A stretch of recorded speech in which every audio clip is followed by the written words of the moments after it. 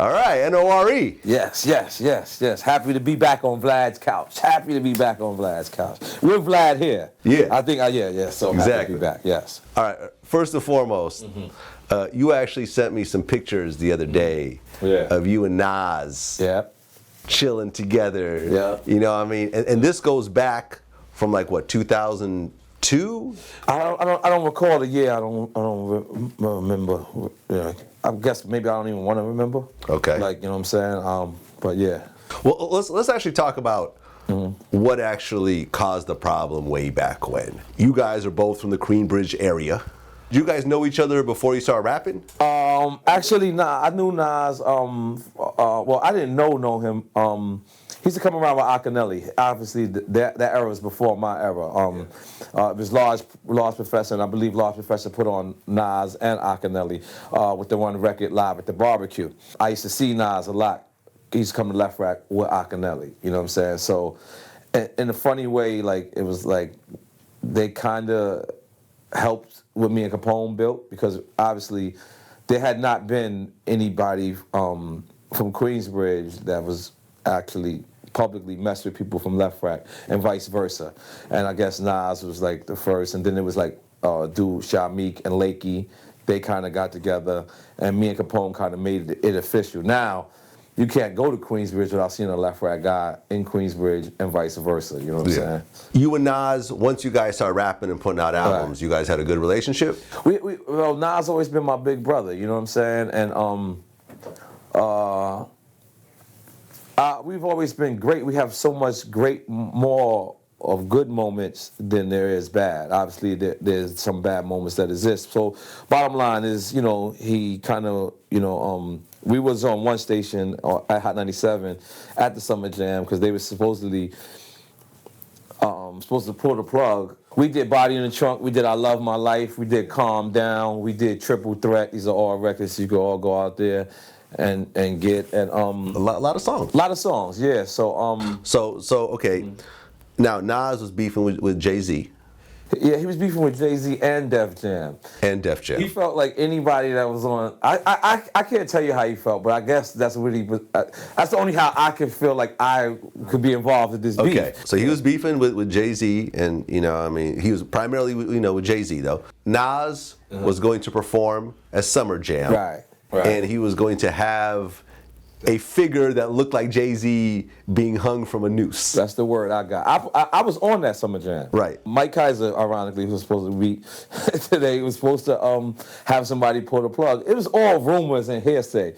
But at the end of the day, we stayed just in case because Nas was my big brother. Like, so had that would have happened where they tried to stop it, I think I would have been the person to stop them trying to stop him. Right. You know what I'm saying? So it was ironic that as me and Foxy, and I had brought out Foxy Brown, and Foxy stayed with me too. Like, we didn't just perform and just leave. And Foxy was like, yeah, fuck that, we're gonna hold Nas down. You know, after you perform on Summer Jam, you know, they usually want you to speak. Talk to the radio station. Okay. So we're sitting on one radio station. As I'm saying, yo, you know what I'm saying, Nas, we here holding you down. He's actually on the other radio station saying, fuck Def Jam, they try to pull the plug. And he talked about Cam, he talked about Nelly, he talked about Jay, he talked about, you know, Hot 97. And somehow I got in there. And which is crazy. He was like, yo, I got your album, you know, step your game up or something like that. That album, God's Favorite, the first thing you hear on that album is Nas. Like, I don't think you guys understand. So, because if that's how you know, we had to clear that with you. So if that was how you felt, I just always felt I deserved the call. You know what I'm saying? If that's how you felt, because maybe he was just saying that, or maybe that he really felt like that. You know what I'm saying? Yeah. And ironically, allegedly some incident happened after that. We seen whatever. I don't want to dwell on it, but the crazy thing about it, as a man, that's a story, so people should know, like, that's what happened, all right? He said that, supposedly, whatever, something happened, who cares, right? But when we reconciled, when we seen each other, the first thing the man said to me was sorry. And for me, I only see my faults. After a while, when you have a problem, you know the bad that you did, I was only thinking about what I did, like, or what I was, whatever people accused me of being done afterwards, and I was sorry for that. Yeah. But I didn't know if this was the place for me to say sorry. Yeah. So I was just going to give him a 5 and be like, yo, all that shit is in the past. And he's remarkably, it impressed me how much of a man he turned into. Like, you know what I'm saying? Forget the fact that he's probably top 5 dead or alive. Forget the fact that he's probably the most important figure in the hip hop. He came to me and he said sorry. And I didn't realize how much I needed to hear that sorry. One. And I didn't realize how much sorry meant, because I immediately, hearing the sorry, I immediately was like, I'm sorry too. And I immediately was like, I gave him a hug, and I came right back into feeling like a little brother. Because at the end of the day, you can't grow out of being somebody's little brother. Like, I didn't grow to be older than him. You know what I'm saying? He's still older than me. He still paved the way for me, and he still, helped put me on in the game. You know what I'm saying? As a solo artist. So it meant so much to me for him to say sorry. You know what I'm saying? And I immediately gave him a hug, and we drank some rosé, and we kept smiling. And he said to me, yo, man, I want the world to see this moment. So he pulled me to live at the stage. And this was the Illmatic 20th anniversary? The Illmatic 20th anniversary. Right. You know what I'm saying? He pulled me to the stage, and he realized, like, a lot of people couldn't see us. So he went to the real stage, because if you've been to Club Live before, it's not a stage. It's like you jump on top of the DJ booth. You know what I'm saying? Right. And he was like, yo, we're going to perform. And I was like, wow. You know what I'm saying? Like, it was a surreal moment for me, because it was his idea. Like, it wasn't, when he said, let's walk to the DJ booth, I was like, yeah, let's walk to the DJ booth. I was expecting us to go, yo, what's up? You know what I'm saying? Yo, what's going on, Club Live? Like, and walk away, yo, good, you know what I mean? He's like, nah, we perform. Yo, DJ, set up some N.O.R.E shit. He actually was my hype man, and I was his. Like, oh, so you guys didn't perform the songs together that you guys did? You did your own song? He did his, and then I did mine. And what did you do? I did Super Thug and Nothing. Right. And he did a whole bunch of his joints, and it was a surreal, it was so dope. People was actually like, fuck Nas, and like, people are retarded. Like, at the end of the day, you're supposed to progress. You're supposed to grow up after a while. Nobody really even knows what our beef was about. So how the hell are you gonna tell me not to squash it? Yeah. You know what I'm saying? Dumb fans, but we living in a Instagram world where people just want to say something just to say it. You know what I'm saying? But for me, being as humble as I can be, and being as real as I can be, it was dope, man. It was just dope that, you know what I'm saying, that we got to realize that we're older, and it's hip hop. Yeah. It's hip hop. What fuck are we beefing for with all these riots going on? The last thing we need is another stupid hip hop beef. Yeah. You know what I'm saying? It's actually ridiculous. So let's move forward. Let's keep it popping. And like I said, I hung out with him 2 days after that. And you did? we didn't even take no pictures. We was just drank again, and he said to me, he said, yo, mad people been calling me, like they proud that we squashed it. I was like, again, it was like to see how humble he is and see how much he's paying attention, because we all put him on this level, even us in Queens. You know what I'm saying? He's here. You know what I'm saying? And I said that at Club Live. If you see the raw footage, I said, if it wasn't for Nas, there might have not been a Mobb Deep. And if it wasn't for Mobb Deep, there might have not been a Capone-N-Noreaga. Right. So in that order. Nas's Instagram is actually what set up for us. I want to give these people their props. Is it two dope boys? They actually. I just looked on a link they sent out on Twitter, and they actually followed the actual squashing of the beef, and they were right. Nas had posted a Throwback Thursday Instagram of me and him, a picture of me and him on his Instagram, and I'm drinking a Corona, which I don't drink right now. I will never drink a Corona, and he's drinking a bottle of Hennessy, and he's saying some things never change. Now, obviously, he hashtag Henny and put some things never change. And a lot of people who are crews, our crews are actually cool. Like his crew and my crew always remain cool. Right. They was just like, you two Virgo niggas is idiots. You know what I'm saying? So when they both seen this shit, they both hit each other like, you seen that shit? Nas don't post nobody on his Instagram. Right. But he posted a picture with N.O.R.E. and he hashtagged Hennessy. But this is a way. So I agree with them. Because I had tried to, but I was like, I'm not gonna call nobody. Like, we living in the era where people record your conversations, and you know what I'm saying. So I was like, I just kind of would. And when I seen him posted on his Instagram, and me, watching him on Instagram, he don't post too many pictures. He don't post shit that he don't want to post. Right. So for him to post, even though he ain't say N.O.R.E., for him to post a picture with me and him. After I posted it. I had posted the picture first. Oh, okay. So I don't know if he runs his Instagram or somebody else, they took the joint and they put it on his Instagram. But the fact that he put it on his Instagram let me know that, you know what, maybe he's over it as well. You know what I'm saying? So that opened up for me to make it right. Well, when Nas actually signed to Def Jam while Jay-Z was president, he flipped on me for that. Like, it was for me, listen, it was weird. I'm going because I know where you're going. I think I know where you're going, or even if you were around the corner, let me address it real fast. Go ahead. For me, when we finally got down to it, and we did speak on the phone. I was on tour that time, and he had called me, and he said, he said we're sorry then. But he was like, I was just looking at it like everybody at Def Jam was against me. And I was like, wow, okay. Because at the end of the day, I was signed to Def Jam. Years later, the whole renaissance, and I asked, can I leave? I left. And a year or two later, he came to the same exact thing. And of course, it was weird for me, but in this game, man, you gotta let it be what it is. Well, what I was gonna say is it actually showed the growth. It did. That's what I'm saying. That's what I'm saying. The fact that he could go and basically technically work under the dude who was saying the condoms in your baby's seat and the super ugly and all these types of really below the belt type of things. Right. And they are able to squash it. I didn't realize how much.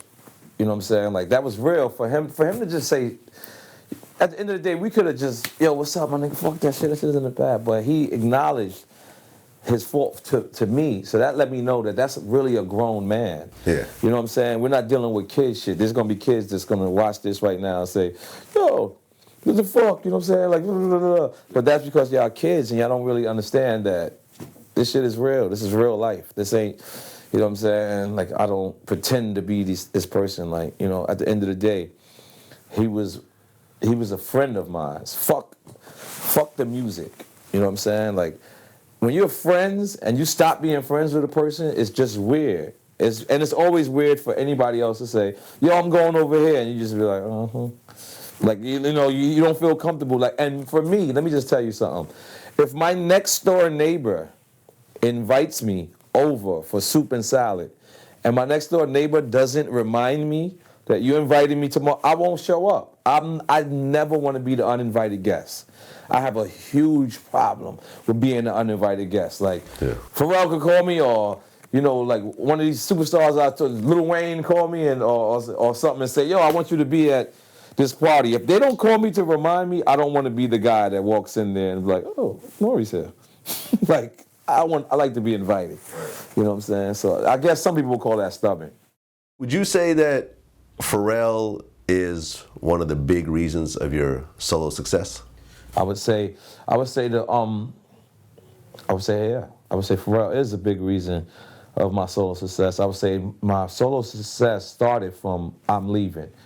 The War Report was out. I went back to classic album. So classic album. I love that people say it's a classic now. And I'll be honest, that's my favorite album from you. Thank you. Well, the War Report was I was still selling crack when the War Report was out. So. And I don't even drink like that. I sell crack. I was still I was still selling crack during the War Report, and I actually didn't know what to do. Capone had got locked up, and Traj kind of like, I don't want to say he cut me off. But he kind of was like, I'll deal with you when I deal with you. He, in my opinion, Traj looked at Capone like the star, in my opinion. Now, interesting. I could be wrong, but that's what I felt. I felt like he was grooming Capone to be the next Nas. In his opinion, he thought that. And I kind of I needed an expression. Because at the time, I was bombarded by Queensbridge music, meaning it was Mobb Deep, it was Nas, it was N.O.R.E, it was CNN, and then we had Akinyele, but Akinyele hardly would even say he's from Left Rack. I needed something to make me different. I was tired of people, because automatically you're a two-man group, you rhyme like always like Queens, you automatically got compared to Mobb Deep. You know what I'm saying? I hated that. You know what I'm saying? Not because I hated them or hated their music, because I liked them and looked up to them, but I wanted to be my own man. So I needed something. I didn't know what I needed, so I started to do this. What? And I remember Chad saying, "Yo, you gotta calm down," because all the Queensbridge guys, if you look into their rhyme style, they was predominantly cool. Yo, and you were hype. Yo, and I was hype. I really represented their hood and our hood, because there's nothing calm down about Queensbridge. There's nothing actually calm down about Left Rack. So I didn't know why we were doing that. So I needed something. And the first record it did was I'm Leaving. It was on the Firm album. A lot of people was like, oh, why is he on the Firm? He's not even a Firm member. So they fought members of the Firm. And after I had did the Firm, that's when AZ had brought in $500,000 and other people wanted to bring in, Foxy wanted to bring in an artist or whatever. But I did that. And that I'm Leaving had came out, and it single-handedly set up for all my features. Now, all my features happened. And I meet this guy, and this guy, he was always tight shirt. This Chanel ad that he has, he's always been that guy. And if you look at a Chanel ad, that's pretty much how they dress the men. Like, pretty much like that. I don't see nothing homo about that. So just in case if we're gonna go there, I don't see nothing. No, I was just getting your opinion. He's always been that guy, and I think I gotta credit him, but I also gotta credit myself, because I was hot at the time. And here goes this guy. He walks in my studio, and he goes, "If you listen to me, you're gonna have a #1 hit." And I said, "I'm gonna listen to you."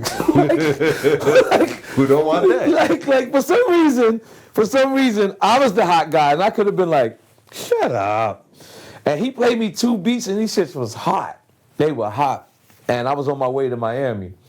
And he said to me, "Yo, do not listen to this 3rd beat till you get to Miami." Okay. And again, I was the hot dude, so I was like, "What do you mean you don't listen to this 3rd beat?" You know what I mean? I think this was when CD Walkmans just came out. I was like, "Man, I'm throwing this shit on, right?" And I said, "You know what? I'm gonna listen to this guy." And I went to Miami. It was the Kent Hotel. I can't forget. And it was the first time I ever seen a producer make a beat for me. Like, he was like, that Manuel Noriega on the beginning of Super Thug, what? That shit was there. You know what I'm saying? Like, he made it for me. So if I didn't buy the beat, he couldn't sell it.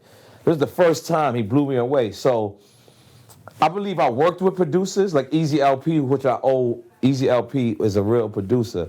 I owe him a lot. He did Sometimes. He did I Love My Life. You know what I'm saying?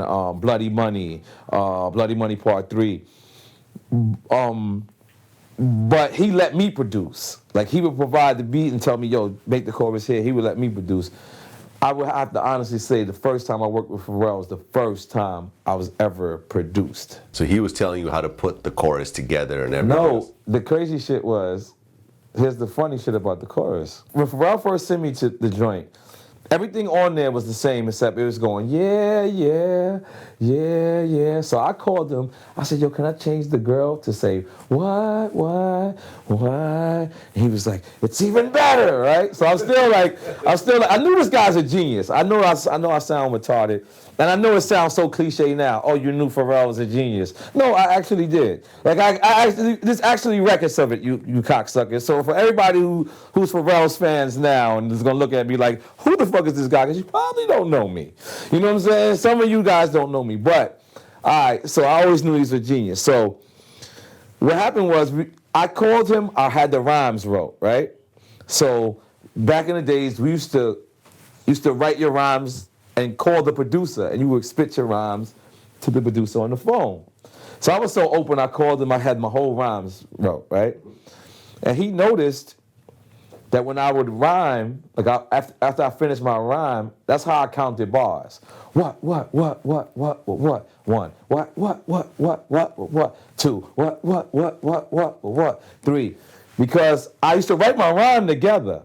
So I would have to separate it. So, because remember, I'm old school. I used to have to record on 8-track. You know what I'm saying? On 2-inch rail. You know what I'm saying? So there was no punching in. So I had to lay my verse, then do my 8 bars, count it in my head, and then do my next verse. So I laid the whole shit straight. So I did that. I had been doing that for my records for quite some time. So I come out the booth. This is now when we recorded it. So I come out the booth and I do the what. And I said, now we just gotta do the hook and we straight. And he was like, no problem, we got the hook already. So, I went and ordered some Chinese food. I came back and I'm like, where's the hook? He's like, that's the hook. I'm like, yo, for real, they're gonna laugh at me. What? He's like, that is going to work.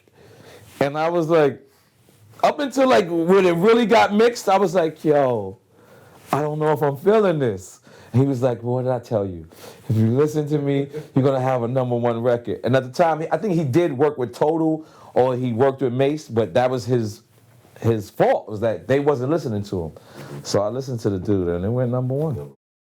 You've had a long relationship with Cash Money. Yeah. Matter of fact, you featured Lil Wayne.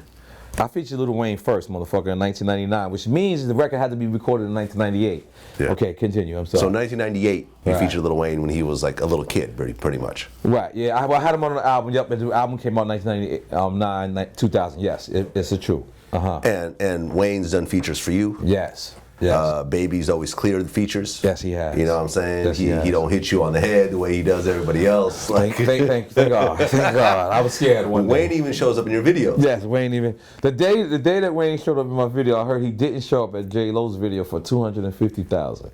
He dissed her. He didn't go to her. So obviously I didn't have $250,000. So for him to show up to my video it was an honor, and that was done on Wayne's behalf and Mac Main. Yeah, that happened. Yep. How do you feel about them being at odds right now? It's fucked up. Yeah. It's fucked up because I had just said this story. Like, when I got to Def Jam, and I have to relate it to, I can't relate it to no street shit. I'm gonna relate it to me being on Def Jam. I got to Def Jam. I loved Leo Combs. Leo Combs, the first time Leo Combs ever met me, he said, where you at? I said, shooting a video. He said, I'll be there in an hour. He didn't ask me what video. He didn't ask me what state. He didn't ask me what borough. He said, where are you at? I said, I'm shooting a video. He said, I'll be there in an hour. To me, I would have signed anything, Leo. Like, he had me from that moment. You know what I'm saying? Like, he didn't say, what artist you filming a video with? He just came. Leo shows up. Leo said to me, why the hell is Penalty Records doing better than me? This is when he's on Penalty. He's like, why is Penalty Records doing better than me? He thought I was like a partner with Neil Levine. I was like, I have no idea. He went and did his research. He was like, it's not Penalty, it's you. Okay. So Leo had a plot from the beginning to get me to Def Jam. Leo did it. When I came to Leo, I met Kevin Liles. I met Todd Moskowitz. I met Randy Acker. I met Rob Love. I met Mike Kaiser, Julie Greenwald. I hope I said everybody. But that team right there was my favorite team. Like, everybody was on point, from Shantae Bacon, doing the marketing and promotion. Everything was there. Now, it's all gone. And even if you see Leo running 300, he might have Kevin Liles. He might have Todd Moskowitz, but just that Mike Kaiser element is missing, or the Rob Love or the Randy Acker. So now when I see Cash Money, which I haven't seen in a while, just for me to read what's going on, it's depressing, because I look at them all as a squad. That lets you know, man, money is it's a bad thing. It's a bad thing, and I just don't understand it. I wish them the best. I wish they could work it out, because I don't know. Sometimes I don't know. I have no solution. Yeah. I have no suggestion. I just think I just think if you could make it right, if there's one thing to do, if there's one move to make on anybody's behalf, is to reconcile, because and if it's just Wayne, you gotta make Wayne happy, man. Yeah. I don't see no other way around it. It's like, even if, let's say Wayne, which I wouldn't think he would, but even if Wayne was wrong, it's like still, like, make Wayne happy, man. Like, it's like the Lakers just paid Kobe Bryant a couple of years ago all this money, and everybody's like, well, he's not getting to the championship, and he's not, fuck that. Still Kobe. That loyalty deserves, like, I'm an artist, so I'm pro artist. When I look at it, it's like, you have to make it right. There's no other way around it. How do you feel about, Young Thug being affiliated with Baby, and then originally trying to call his album the Carter 6, and then having to change it to sort of a lame Barter 6, and right. and I feel like, you heard stories about what happened in Atlanta. There was the there was the bus shooting, and I don't know if Young Thug was involved in that at all, but I did hear that Young Thug tried to approach Wayne at his tour bus and stuff like that. And word? That's what I heard. I definitely didn't hear that part. Yeah, I heard that. But it but clearly it couldn't have been that night, because that night I believe Young Thug was in Louisiana. I believe, I'm not sure, because those blogs came out pretty much the same day. Was it? Yeah. I mean, the blogs came out the same day, so I don't know when it happened. I'm not sure. It seemed, but I was seeing tweets like, Young Thug try to go on Wayne's tour bus. I was hearing stories. Wow, I was hearing stories. Like I said, I don't know, but I was hearing stories. But regardless of the specifics of shit, it's very clear that Young Thug is trying to go for Wayne's spot. And you've seen this historically in hip hop. I've seen it happen. I've seen over from Busy B and Kool Moe Dee to LL Cool J and Kool Moe Dee to 50 Cent and Ja Rule. Like what am I? There's always. But from Nas to Rakim, you know what I'm saying? Like, a lot of people felt like Nas was the new Rakim. Right, but Nas never went at Rakim. That's what you mean. You mean like going at a new artist going after a big established artist to try to, K-Slade went at Clue. It's you've seen it in hip hop over and over again. The new hot dude. And I remember even K-Slade was saying, it's like, you could get faster to the top by going after the top guy, especially if the top guy responds. Right. It backfires sometimes, like Cannabis and LL Cool J. Right. You know what I'm saying? Right. It does backfire sometimes. Right. But it's very clear that Young Thug is following that recipe. I think Young Thug really admires Wayne. He does. He doesn't admire him in a way like I admire Mayweather. Like, I admire Mayweather so much I don't even want to be around him.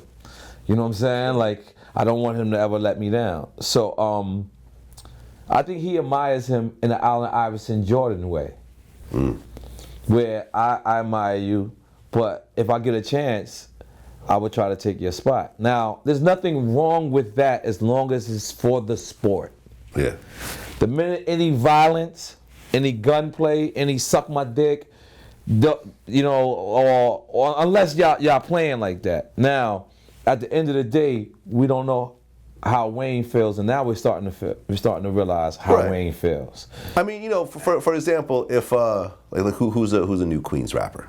I totally forgot their names, but go ahead. I get your point. So let's just say that they named their album The War Report. Yeah, I wouldn't like it. I wouldn't like it, but I wouldn't like it. I don't like. You see what I'm saying? I'm so old. I'm so old and stuff, and I'm only 37. But I don't like when people touch my records without calling me. That's what I'm saying. So when you call your album, when you're about to drop the Carter 5, and someone decides to call their album the Carter 6, and they're dead ass serious with that shit. But you got to understand, up until this point, now I have no inside information. Yeah. Right? I have no inside. We're just talking. I'm just talking. Up until we heard Wayne say, there ain't no Carter 6. It was kind of seeming like the illest marketing move, because I kind of thought they was going to go like this. We all are to you motherfuckers. It's all us. Like, you know what I'm saying? I kind of thought that. But it wasn't. Until we heard, because it did kind of seem like it was set up that way, because you got to realize, at the time when Young Thug was first saying it, he was saying it next to Baby when Wayne and Baby was still kicking it. So it did look like it was set up together. Nah. Wayne and Baby were not. No. Look, there's an interview. Rob Marksman, MTV. He did with Young Thug, and he says, "Are you still gonna name it Carter 6?" Carter 6, and he says, "I'm not sure now because Wayne looks like he's doing more music." And at that time, with Birdman sitting next to him, everybody was all cool. So for me, looking from the outside in, it looked like maybe, because Birdman's a smart guy. He's a smart guy. You know what I mean? So I always thought like maybe they pulling the Sis Niddlebomb skills and gonna be like, hey, we tricked all you motherfuckers. But it doesn't look like that right now. It does not look like that. And he actually had to legally change it, I guess. That's what I'm hearing. I don't think Universal was having that. I don't think Wayne went to Universal and was like, yo, I'm thinking Universal, that's their intellectual property. But you know what the Carter series does for Universal? I wouldn't be surprised if Universal stepped in and said that, because that's really what's happening. That's really what's going to happen at the end of the day.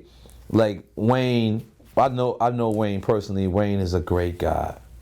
The fact about Wayne is an artist. If you make Wayne happy, I'm telling you, he'll give you 500 albums. He's a studio gymnast. I don't want to call him a studio rat. I don't like that word. So he's a studio gymnast. I remember just, having the studio and just going to a club and coming back and just seeing Wayne still out there skating and just and then going in and having bars, and then I'll come back to another, and he just loved to stay in the studio. So I just feel like if I was Birdman, I don't know what they is. I don't know what the problem is, because no matter what we think it is, it could be something totally different. It could be shit brewing. It's something to say when you say, oh, he dropped his lawsuit here, but he picked it up in New Orleans. Right. It's something to say about that. I don't really want to be involved. I really wish them the best.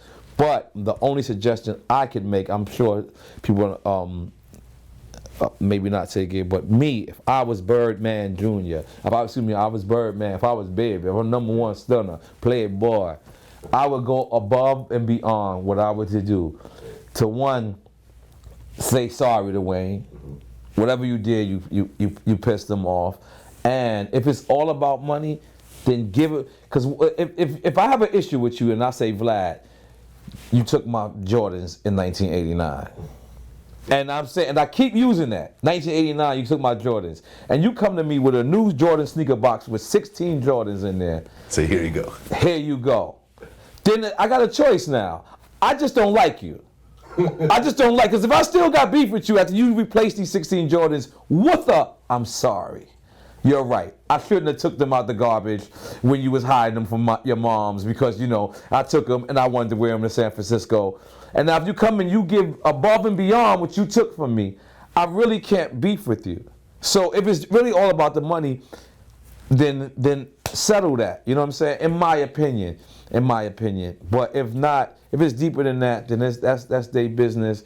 And I really wish them the best. Mac Main is one of the best CEOs. He's probably the only CEO/president of something that never lied to me. Like if he said, yo, Tuesday, 3 o'clock, we're gonna go play ball with Justin Bieber and whatever, Tuesday at 3 o'clock, them niggas was out there playing ball with Justin Bieber. Right. You know what I'm saying? It's like he's a real honorable guy, and that's Wayne's right-hand man. Wayne, I told Wayne when he shot the video for me, I said, yo, my kids think I'm cooler now. He said, your kids don't know who you are. I'm like, not really. So Wayne went and shot his scene and went and grabbed his skateboard and grabbed my son and had him skateboarding outside. And it's like, I didn't ask Wayne to do that. So you could tell he was raised with honor. You know what I'm saying? Like, to me, that's what real people do. Like, he's looking like, yo, N.O.R.E, I grew up on you, the first person who put me on, from New York at least, put me on the record. Of course, I'm gonna let your kids know I'm fuck with you. And let me actually tell you something that's kind of interesting. And this is something that I've realized recently. I used to always think that if you help someone on the way up, right, once they got there, they always gonna look out for you. Yeah. And I have personally helped a lot of rappers on the way up. And I can tell you that a lot of these rappers, once they started getting the platinum plaques and all that shit, it changed. I can't get an interview no more. Wow. I don't know whether it's them, their media, whatever else, you know, and it kind of doesn't matter. And I just started realizing, like, you think that everyone's honorable out there, right? But that's just not the reality in this business. But let me not, and not because I'm sticking up for rappers, the race, but because like rappers is his own race right now. Like you could be black, white, and you could be rapper. You know what I'm saying? And it's crazy. Like you look, like a dude said to me, dude I'm doing business with, he said to me, man, all these rappers are fake. And I said, you're saying me, dude. Like, regardless if you think if you say all the rappers, I'm gonna give it to you like this, Vlad. It's not just rappers. It's just reality. Some people are just fake. You can't blame it on their background. Some people don't remember the person that helped them get up. Yeah. You know, fortunate enough for me, I do. You know what I'm saying? So. I remember Nas giving me I remember Traj putting me on. Yeah. Nas comes after that. Wasn't for Traj saying, yo, put me on. Put me in Capone on. Then afterwards, I was in limbo. I was in rap purgatory. I knew nowhere to go. That Firm record, Nas and Jungle, helped me to the next step. And I have to recognize that. You know what I'm saying? But other people are just, it's not that. It's not that they're rappers in this field. They're just scumbags in real life. Right. You know what I'm saying? You could have put them on at McDonald's. You could put them on, they was working at McDonald's, you got them working at Mr. Chow's now. And that same dude might flip on you because his bank account. So I can't blame it on rappers, you know, because like I said, there's rapper race. Yeah. People look at rappers like it's a race now. And it's like, think about, the fucking rappers are doing this. And they'll say it to me like, you know, you're not excluded from that. No, I am. Like, motherfucker, I get money through rap. Nigga, like, so, but I would blame it for it's individuals. You know what I'm saying? If we was in a Fortune 500 company, I feel like this would be the same thing. Like people use you to be the president. Then once they become the president, they forgot when they was an intern. Mm-hmm. You know what I'm saying? It is what it is, man. I don't cry about it because I feel at the end of the day, look, it ain't like I didn't get nothing out of it back then. You know what I mean? You know, and I continue to own the footage, and as they get bigger, I continue to make money off of it. And it's all good. I just realized that I just need to alter my business. Yeah, it's fucked up to say. But that's what jail teaches you. Like that's the first lesson you learn at jail is the guy who comes up to you and says, "Hey, how you doing, man? Yeah, you want a cigarette? Yeah, you want some Core Craft soap? Yo, listen, my dude, yo, you brushing your teeth with state soap? Yo, I'm gonna give you some Colgate." That's what jail teaches you immediately. That guy who just offered you all this was trying to rob you. Or was that guy who just offered you all this was trying to extort you? That guy who just offered you all this was trying to say, yo, you owe me $800. Yeah. I gave you a pack of Newport. It's $100 of Newport in there. Like the guy that hands you a CD. Like the guy who hands you a CD in Times Square. And you're walking away and say, hey, wait a minute, that's $10. Yeah, you know what I'm saying? This is what I'm trying to say. So that's the first thing. And I don't recommend jail for nobody. But that's the first thing is that everybody is not your friend. So when you get to know there's certain genuine, and there's now, I got these two guys right here. I know these guys from jail. These are my friends from jail. And the first thing they tell you is you can't have a friend from jail. These are my friends. Years. Me and Capone, years. So, yeah, they're right. Most people you meet in jail ain't your fucking friend. And ain't gonna be your friend. You know what I'm saying? And it is just, and if you know how to apply that, you apply that to life. Every artist you meet is not going to be a scumbag neither. You know what I'm saying? Because you'll get used to the scumbag so much, you'll meet a great person, you probably won't give him a chance. Yeah. You know what I'm saying? Because you're like, yo, he's a rapper. I'm used to rappers. And we got to grow out of that. Because the rapper race is getting a bad look right now, all right? Word. Scarface just called me. Okay. You know, and he's the funniest dude in hip hop. In hip hop. Go ahead. And the first thing he said was, got him. And I said, what you mean? He goes, yo, they indicted the cops in Baltimore. Wow, they indicted the cops in Baltimore. I didn't suspect that. I did expect that, excuse me. You've had a criminal background. Mm-hmm. You've been to jail. So you understand there's good cops and bad cops. Yeah. Number one, have you ever dealt with dirty cops yourself? Yeah, and but this is what I want to tell you is after George Zimmerman and Trayvon Martin, I live in Florida, right? I spent most of my time in Florida. It was scary to be in Florida because it sort of sent a message that they can get away with it. And now this is not just cops, because remember George Zimmerman wasn't a cop. Yeah, he wanted to be cop. I remember like that month after the Trayvon and all this, I went out jogging around 6 o'clock in the morning. And I seen this old white guy. And I can't tell you if he was Ku Klux Klan or not, but in my mind, he was Ku Klux Klan, right? And he looked dead at me as I was jogging and the light was changing. And he drove so fast. And I was on point. Because I jumped out the way, and I was like, yo, I'm sure he would have ran me the fuck over and said he was threatened by me. Like, I literally was just jogging. Right. And then they could pull up your lyrics and possibly justify it. And this is what I'm trying to say. And I'm saying, the thing is, I wish the story ends here. That shit happened to me like 3 times. Like one time I was jogging, because 6 o'clock at night, in the morning, I got a hoodie on. Right.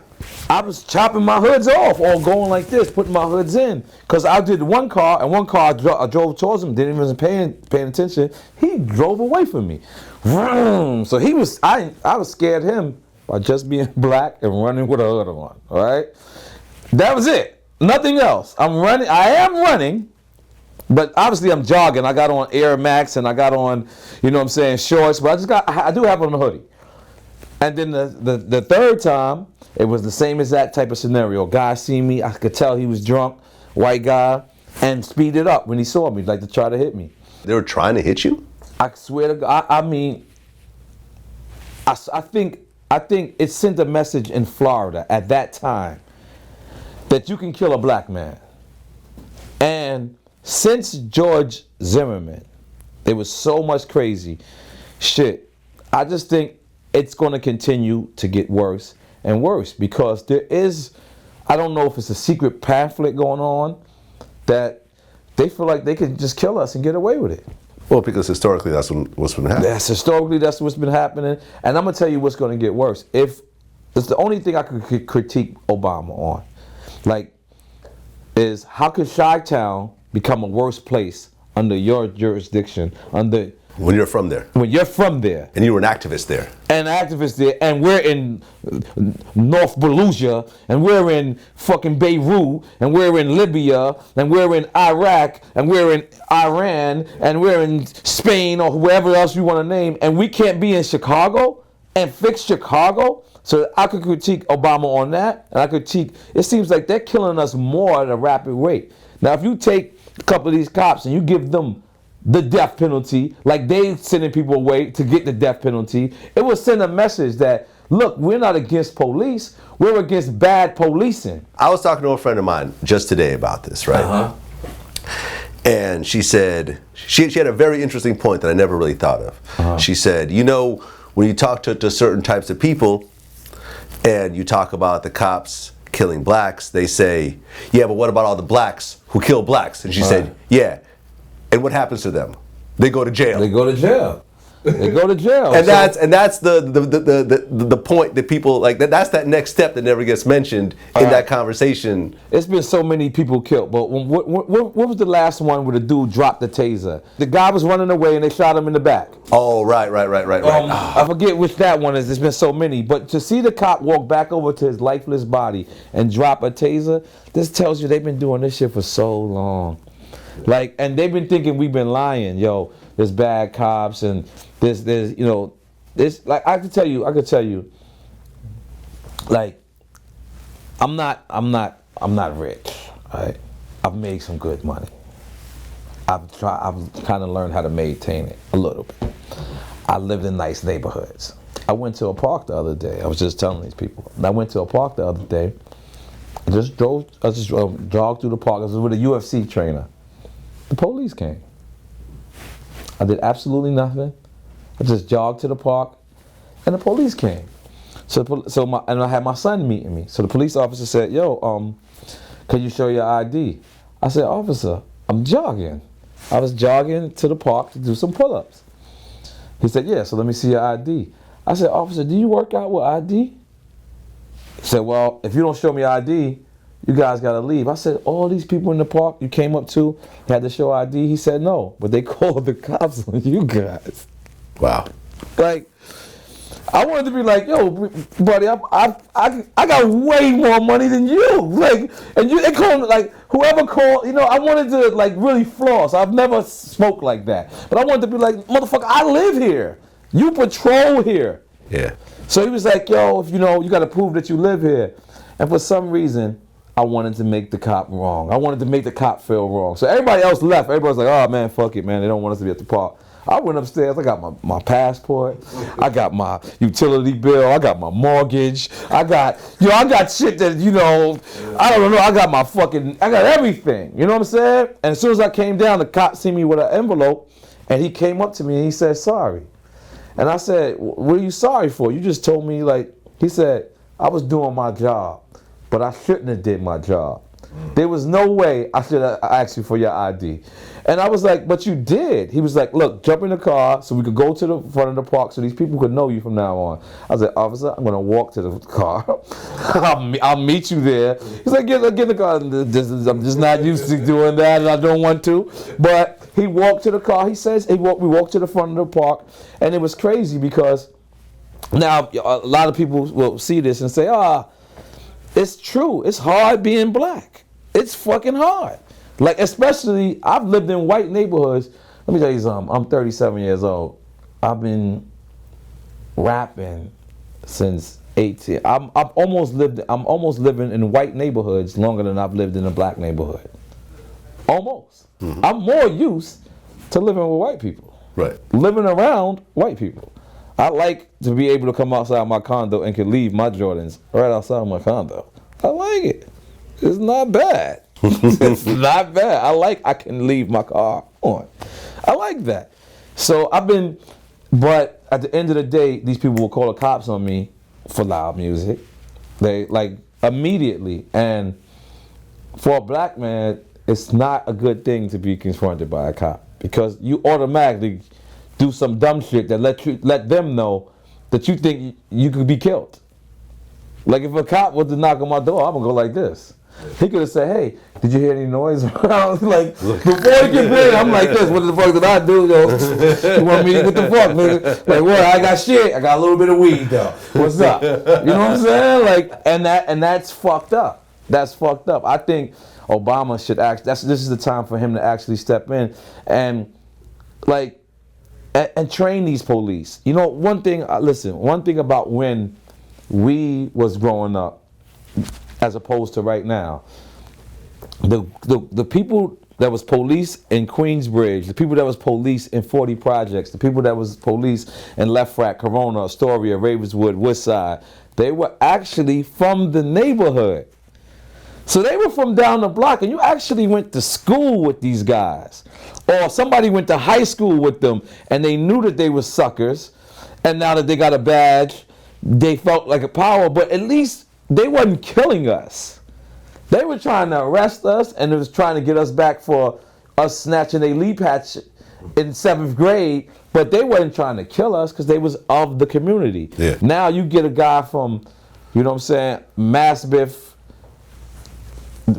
Dusseldorf, and then he's policing in Harlem.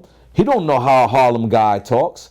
He doesn't know how, he doesn't know how these street people talk, and that's what I think is a major problem with the policing. Did you watch the Bruce Jenner?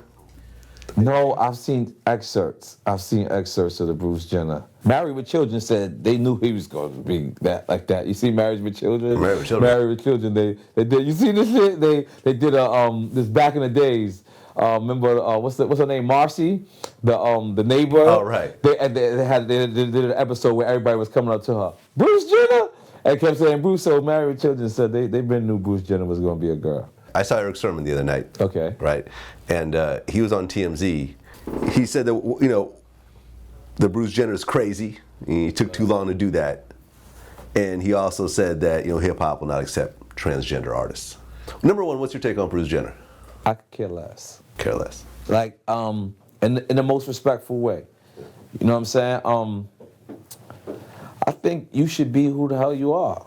Okay. Like, I don't give a fuck if you feel like you need to have a dick on the fucking front of your head and you want to be the dick unicorn.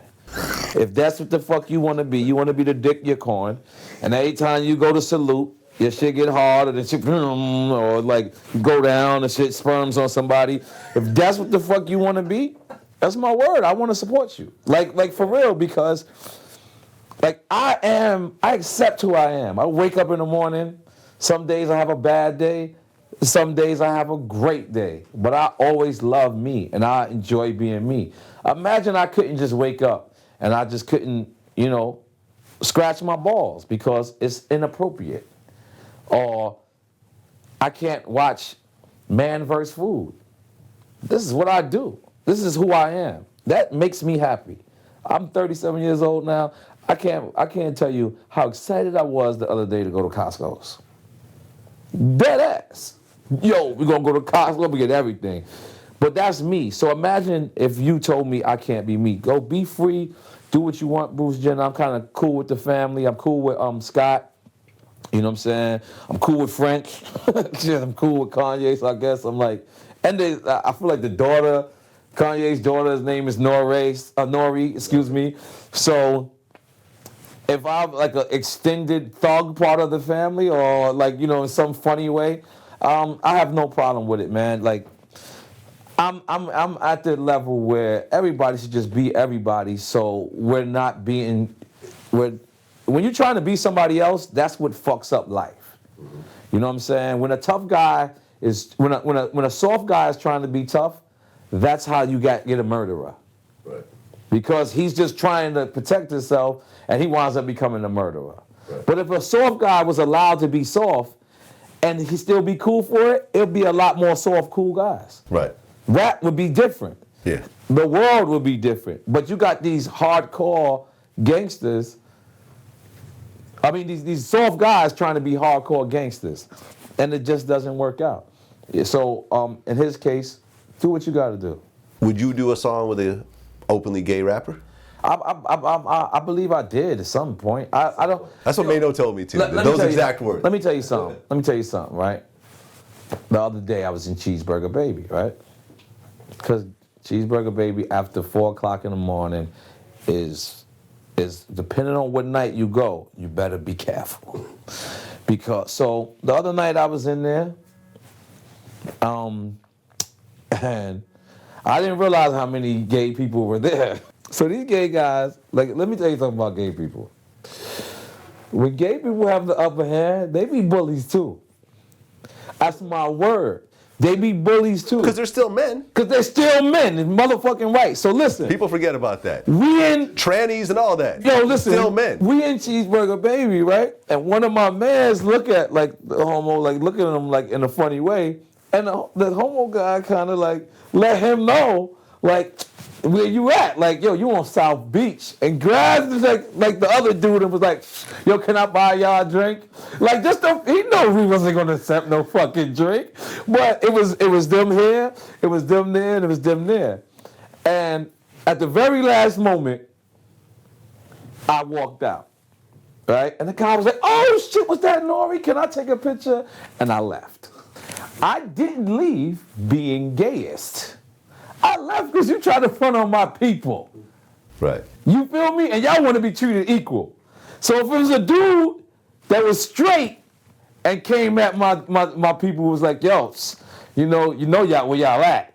Y'all in motherfucking South Philadelphia or whatever. I would have did the same thing. You know what I'm saying? So I walked out. So if these guys see this interview, that's why I didn't take the pictures. But I'll take a picture with a gay dude.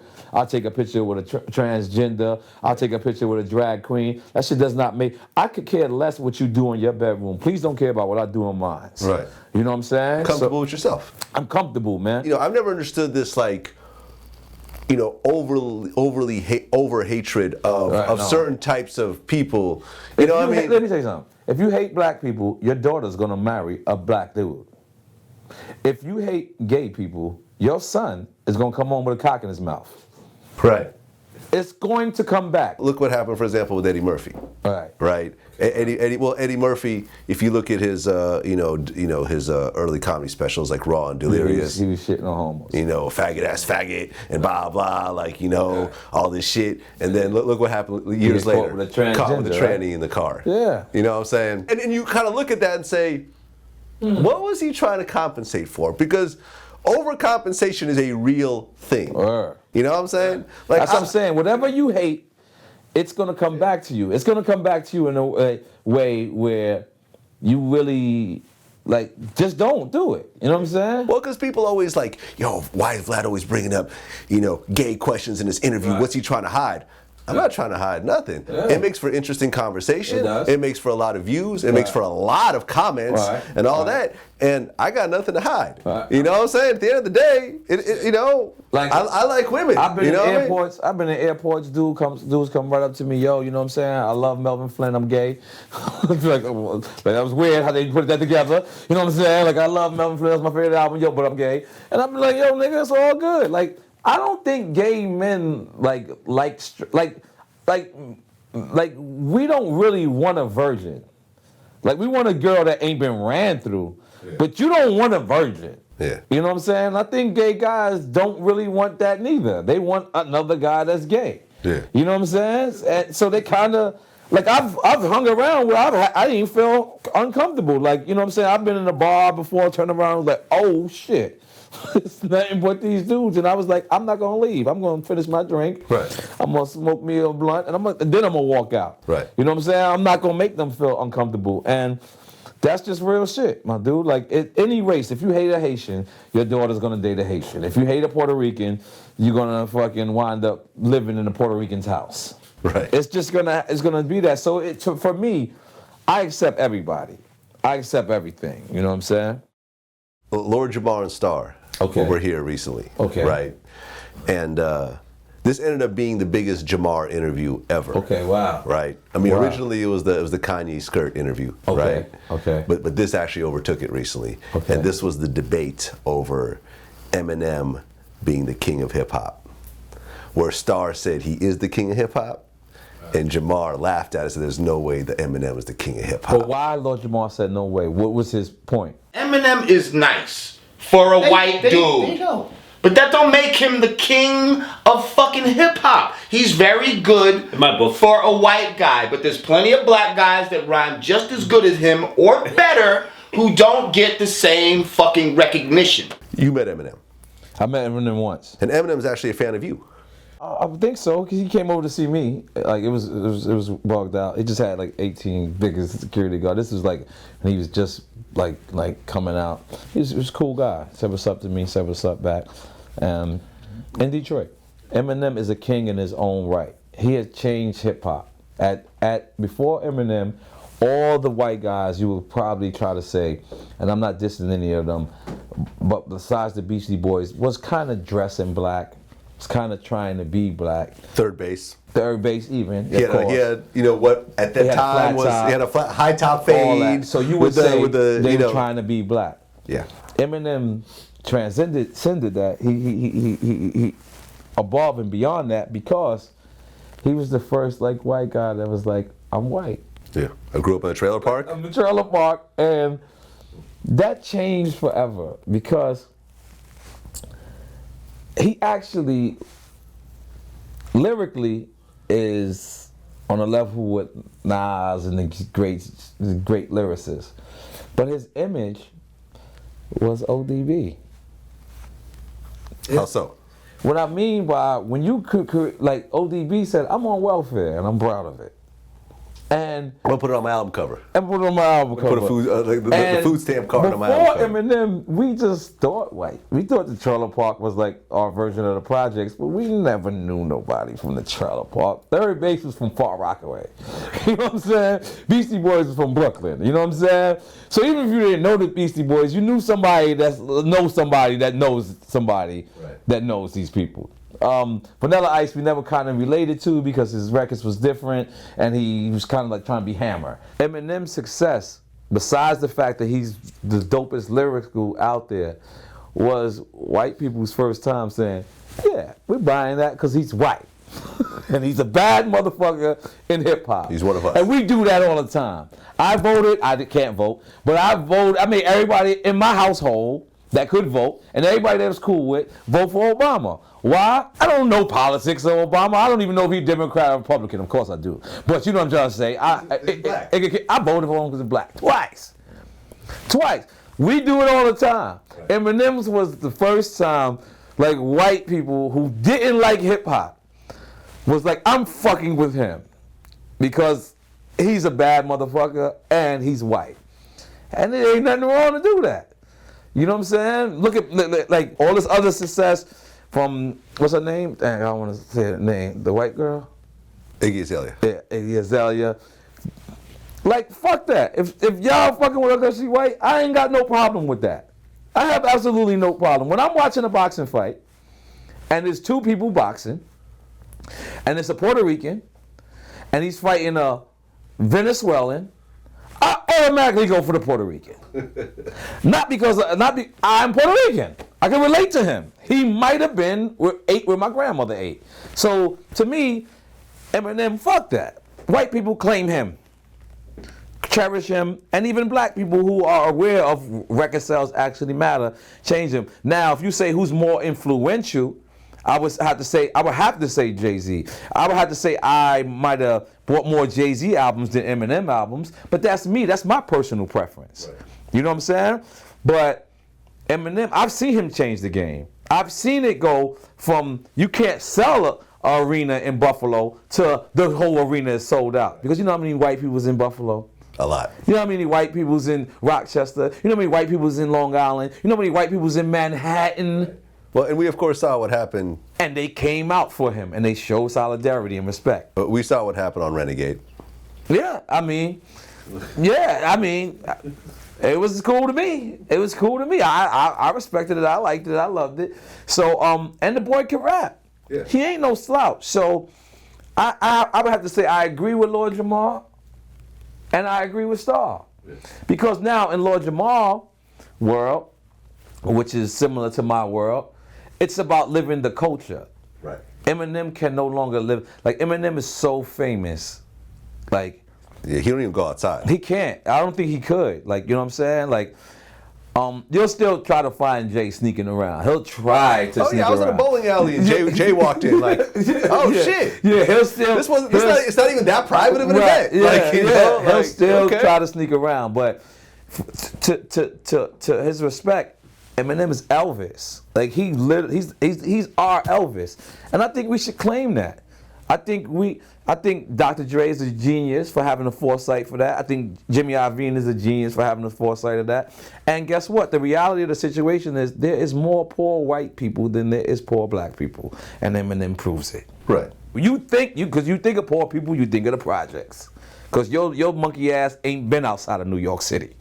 You go right to New Jersey, and there's goddamn trailer parks. You go right to Pennsylvania, there's trailer parks. You leave New York City and go into Long Island, and there's trailer parks.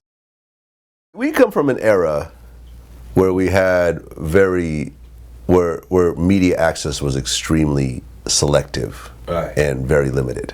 Right. Like, if you were one of the few human beings that had publicity, meaning that you could go on Hot 97, you could be on The Source, you could be on MTV. Right.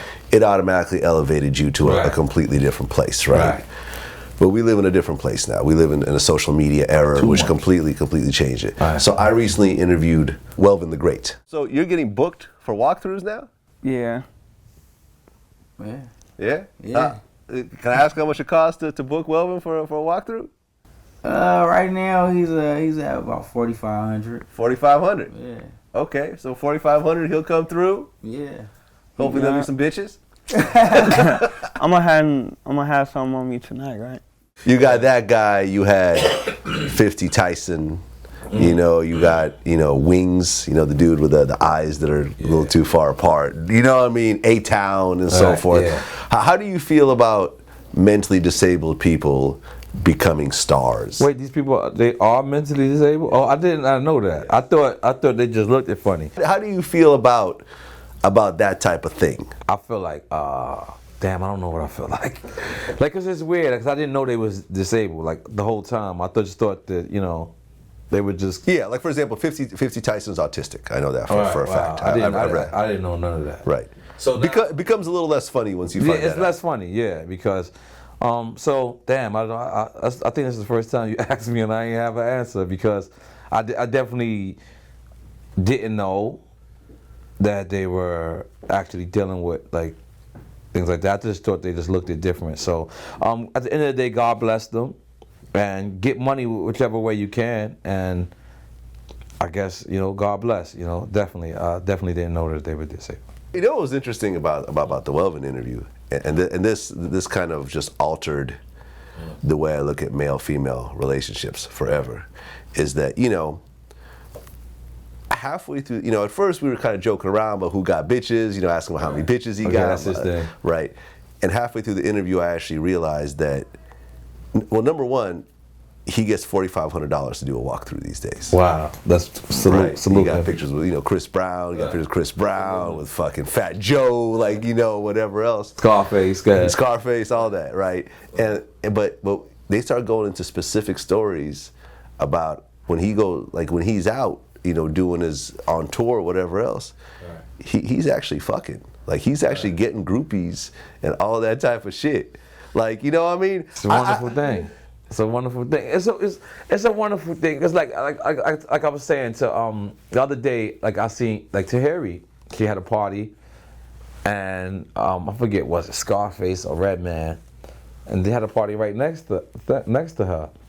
And what do you get mad at Tahiri for having her party jam packed, or you get mad at people for not coming out and supporting hip hop?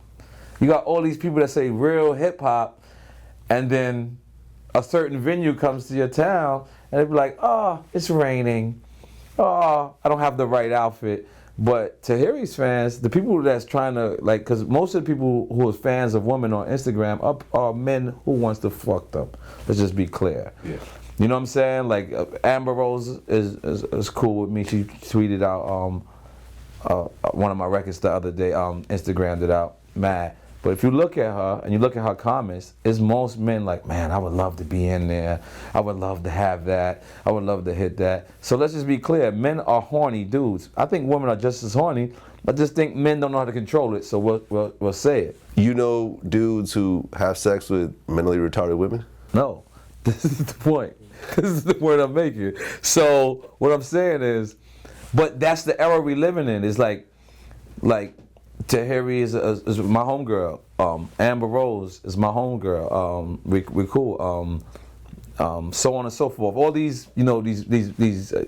these women who are beautiful. These men follow them. Yeah, mine too. I mean, Amber's been in my house. Right. You know what I'm saying? They follow them to smash them, though. You know what I'm saying? They don't look at them like how we would see them. You know what I'm saying?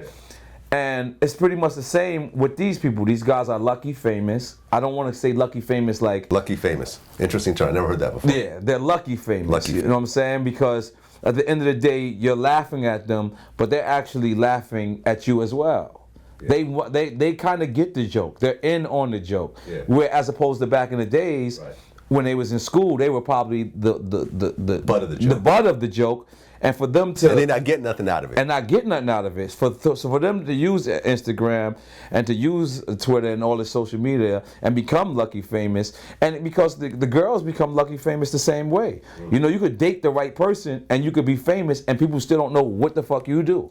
You know what I'm saying? Carucci. You know what I'm saying? Okay, I don't want to be specific, but you know what I'm saying? Well, just to be totally honest, I mean, I'm not throwing anyone under the bus, whatever else.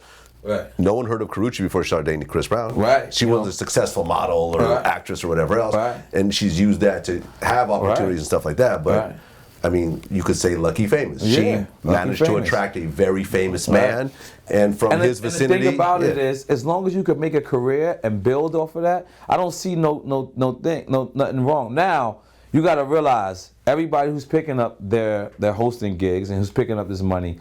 This is actually 15 minutes. Like, this is the 15 minutes. Like, at least if you're a rapper, you have a career, you're going to have to flop, you're going to have to, the record label going to have to drop you. This is not that. you can actually, this fame that you have can go away tomorrow. So one, save your money, and two, make it into an enterprise where you're selling shirts and you're you know what I'm saying, you got the Jordan Connect because the Jordan people want to give it to you, and you know what I'm saying, and save some of them Jordans. Don't wear them all. You might have to sell them. You know what I'm saying, and you be an entrepreneur for this. And if they do that, I respect it. Well, yesterday I interviewed Antoine Dotson. The song, it did go gold, and that was a couple of years back, but I had received the Platinum Record Award in the mail last year because it had went platinum.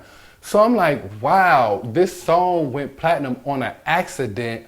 Imagine what I could do on purpose. And that's why I started going into the studio, writing my upcoming album. It comes out at the end of the summer, and it's called On Purpose. My first single released May 11th, the day of my fight, called Do To Me. They took that little news thing, right, and they turned it into a song. Right, he gets nothing out of it. No. Okay. Quite the opposite. Wow. So they took that little news thing, they're raping everybody, they may call it the Intruder song, right? Do you know how many copies that song sold? Gotta be like in the millions. Platinum. Wow. That song, the Bed Intruder song, went platinum. God bless him. God bless him. How many platinum singles do you have? I got one. You have one. One. And you've devoted how much of your life to rap? At least 18 years. And I have one platinum album and 4 gold albums. No, how many singles though? One single. One platinum single. No, a Homeboy. One of them. So on a certain level, you and Antoine Dotson are on an equal playing field. And he might be a little bit more than me, man. Fuck it. He has a platinum single now. I haven't had a platinum single now. Yeah. So well, it's been a few years. But a few years. It's been a few years. But in the 2015s and the teens. Crazy, isn't it? Not a problem. I see no problem with it. Yeah. I do not envy that man not one bit.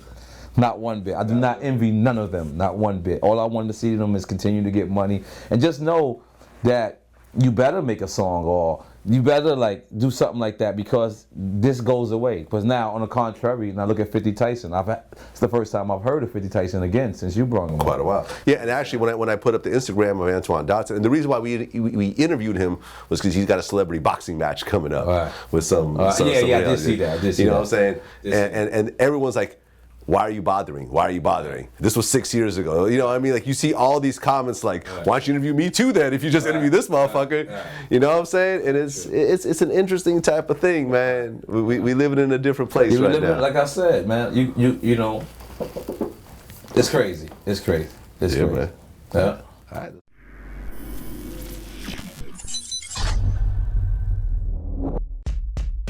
Eminem is a king in his own right. He has changed hip hop. Before Eminem, all the white guys you would probably try to say, and I'm not dissing any of them, but besides the Beastie Boys, was kind of dressing black, was kind of trying to be black. Gucci being the guy that he is, as soon as he would introduce me to somebody else that's big or major or meant something to him, he'll brag about me, but he'll brag the fact that I don't drink, smoke, or cuss or